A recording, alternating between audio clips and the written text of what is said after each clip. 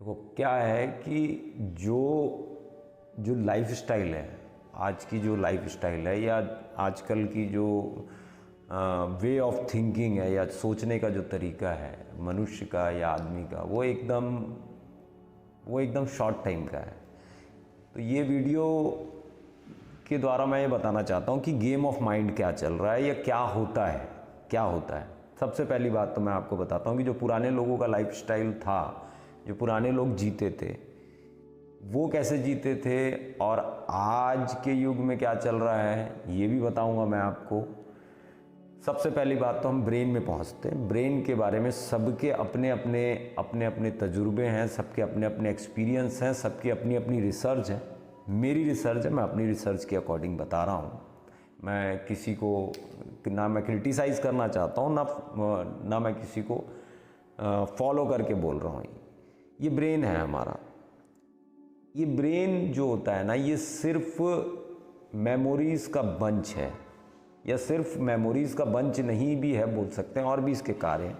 लेकिन जैसे जैसे आदमी अपनी ज़िंदगी जीता जाता है या जैसे जैसे अपना जीवन व्यतीत करता जाता है, वैसे वैसे उसकी मेमोरीज़ ना बंच बन बन के उसके ब्रेन में रहते जाती है। अब जब वो ब्रेन के अंदर में जब वो बंच बनने लग जाता है, जब वो कोई भी उसके सामने उससे रिलेटेड कोई चीज़ आती है, तो वहाँ से मेमोरीज उठ के उसके सामने में वो कार्यशील होने लगती है या कार्यशील करने लगता है। ये एक वो रहता है, एक सिस्टम होता है। चाहे वो आपकी दोस्ती की मैटर पे बात हो, या आपके लव मैटर की बात हो, या आपके रिलेशंस की बात हो, या आपके एक्सप्रेशंस की बात हो, कुछ भी हो।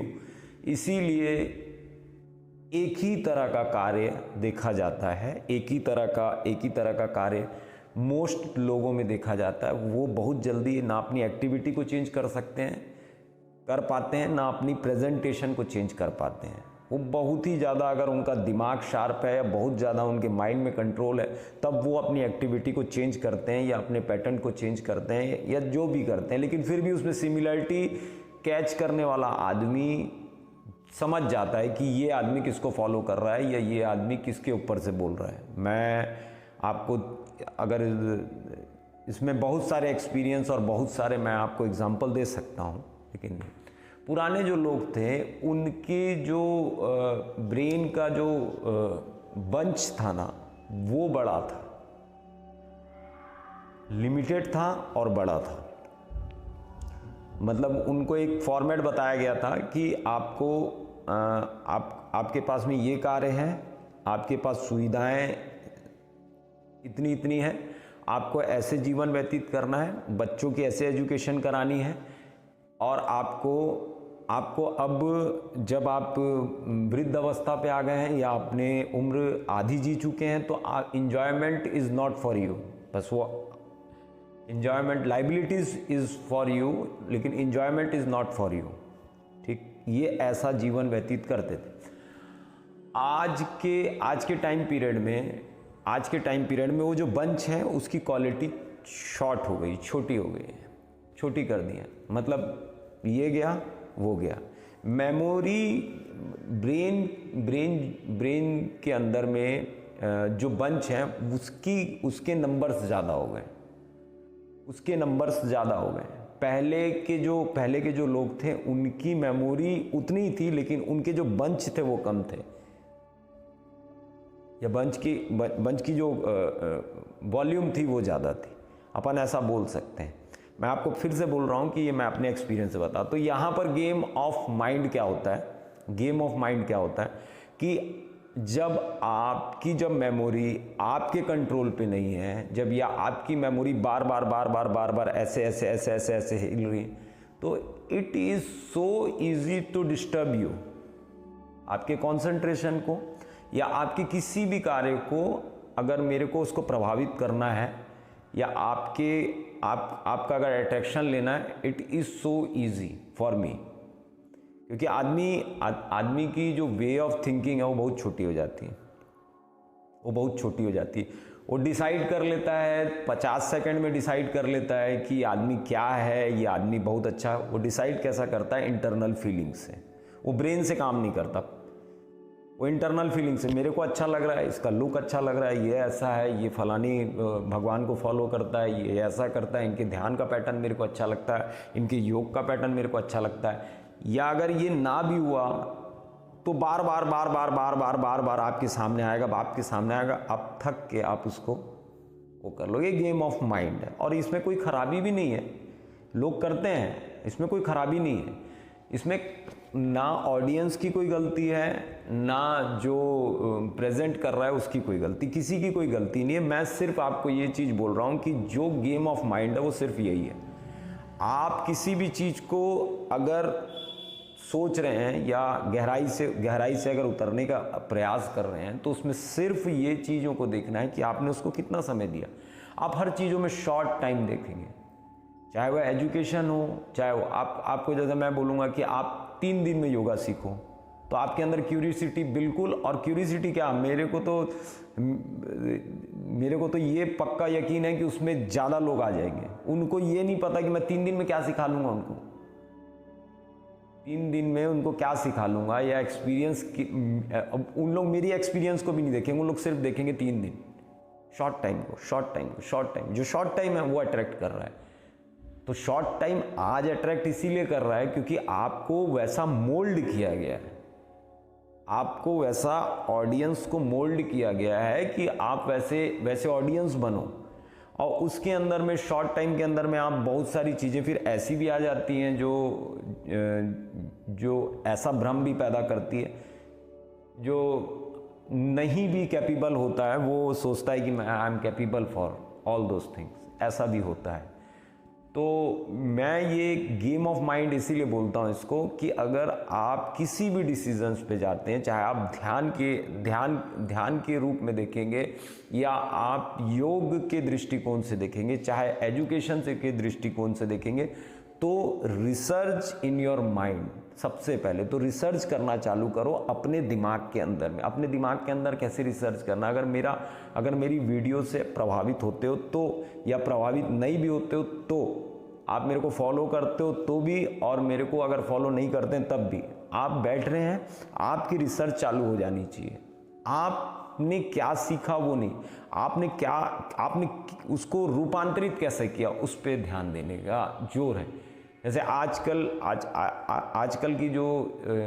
का जो टाइम है, वो बात चांद के बारे में भी उनको पूछो तो वो चांद के बारे में बता देंगे। चांद के बारे में उनके पास में पूरी नॉलेज होती है। क्यों ये सब क्यों हो रहा है? उन लोग इसका परिणाम भी नहीं जानते हैं कि इसके परिणाम सुखद आएंगे कि दुखद आएंगे, कि इसका क्या होगा। लेकिन चांद के बारे में बात कर लो उनसे, पृथ्वी के बारे में, उनके नेचर के बारे में, उनके सब चीज़ों के बारे में। तो क्या होता है कि ऑडियंस को ऐसा मोल्ड कर लिया गया है। हाँ, ऑडियंस डिटरमाइंड नहीं कर पाएगी। तो इसका हिस्सा, अगर ये आपका चुनाव है कि अगर आप इसका हिस्सा हैं तो वेल एंड गुड, अगर आप इसी में रहना चाहते हैं तो मैं इसमें कुछ नहीं कर सकता।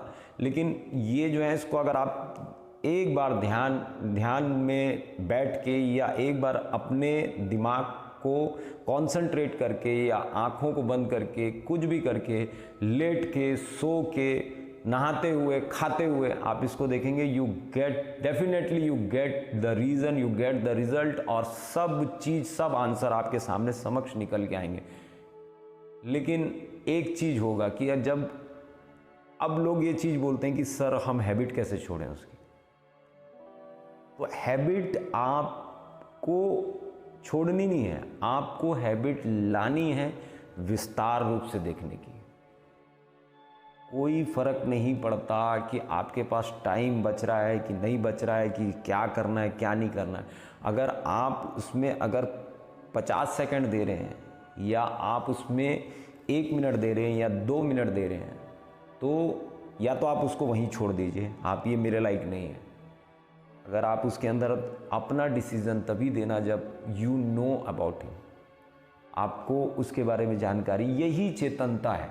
चेतनता और कुछ नहीं है। चेतनता ये नहीं होती है कि आप उड़ने लग जाएंगे, आप ये हो जाएंगे, वो सब बाद की बातें। पहले तो ये चेतनता है ना कि पहले आपको अपने जीवन के बारे में समझ आएगा, आप किससे मिल रहे हैं, क्या मिल रहे हैं, आप क्या कर रहे हो, क्या नहीं कर रहे हो, चेतनता के ऊपर। लोग बोले जा रहे हैं कि आप ग्रेविटी के ऊपर हो जाओगे, आपको चारों चक्रों, यू बिकम हील, और ये और वो, बहुत सारी बातें। आप सबको देखो, लेकिन आप दिमाग लगाइए, आप सोचिए। जैसे मैं एक योगाचार्य हूँ,